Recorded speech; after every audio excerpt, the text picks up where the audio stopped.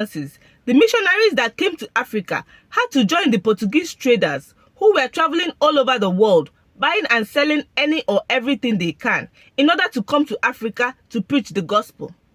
Majority of them ended up dying as a result of malaria. So, because the heart of man is deceitful and very wicked, the Portuguese traders saw that people were actually believing this gospel and giving their life to Christ. They too had to adopt this gospel and join them into their own sales strategy in order to convince people to buy their products.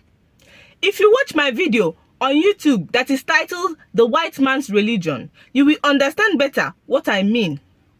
But the fact is that people abused Christianity and used it for their own personal gain does not in any way make the religion itself bad. That is why Jesus Christ is the role model of our Christian faith. And thankfully, the Bible is now available to all.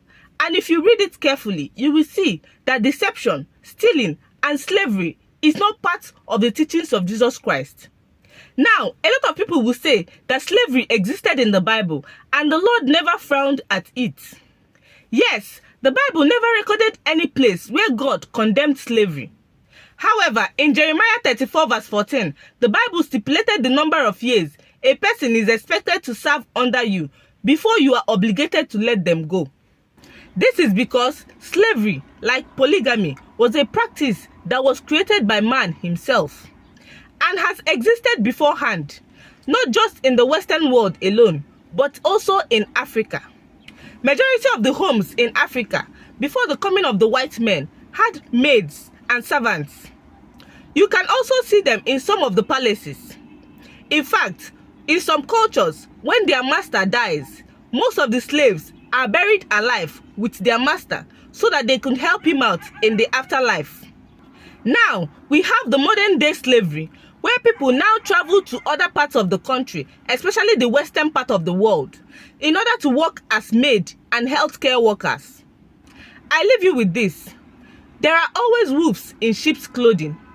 People going around giving the wrong narrative about Christianity, but they should not be used as a yardstick to judge the religion.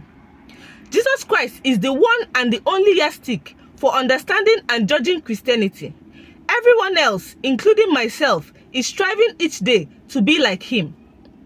So I believe this answers this week's question on whether it seems like Christianity came to Africa to deceive people. Next week, we are going to ask another question. So get ready for that question and don't forget to subscribe. Bye.